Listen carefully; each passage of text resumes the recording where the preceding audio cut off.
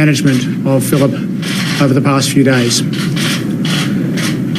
As you know, Phillip was hit in the neck by a cricket ball at the SCG on Tuesday.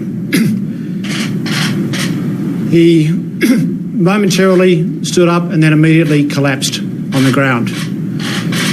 Phillip took the blow at the side of the neck, and as a result of that blow, his vertebral artery, one of the main arteries leading to the brain, was compressed by the ball. That caused the artery to split and for bleeding to go up into the brain. And he had a massive bleed into his brain. This is frequently fatal at the time.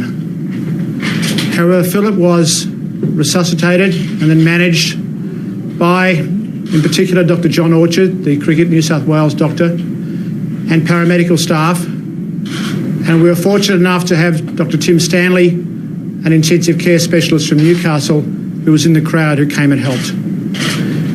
They all did an excellent job of keeping Phillip alive, and he was able to be transported by ambulance to hospital in reasonable condition.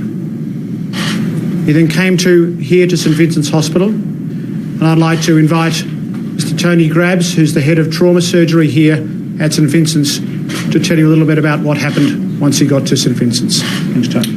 Thanks very much. The head injury that he suffered was catastrophic. He arrived well intubated and being resuscitated very well. It was our recognition that the first priority in this situation is to get an urgent CAT scan of the head to determine what we can do. This CAT scan occurred very early, and it was early recognised that we had to make an intervention into the brain to actually help get the pressure down in the brain.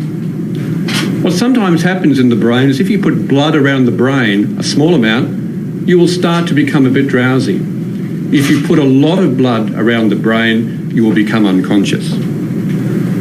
Once we made the diagnosis of blood around the brain, and it's a subarachnoid blood, which is under pressure from the artery, the immediate transfer to theatre was necessary.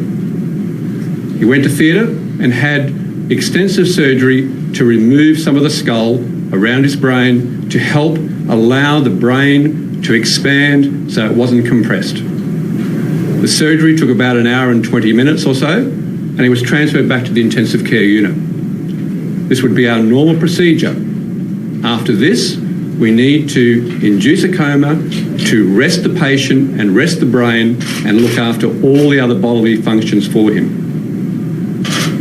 Over a period of the first 24 to 48 hours, as we know, he did not make very much improvement.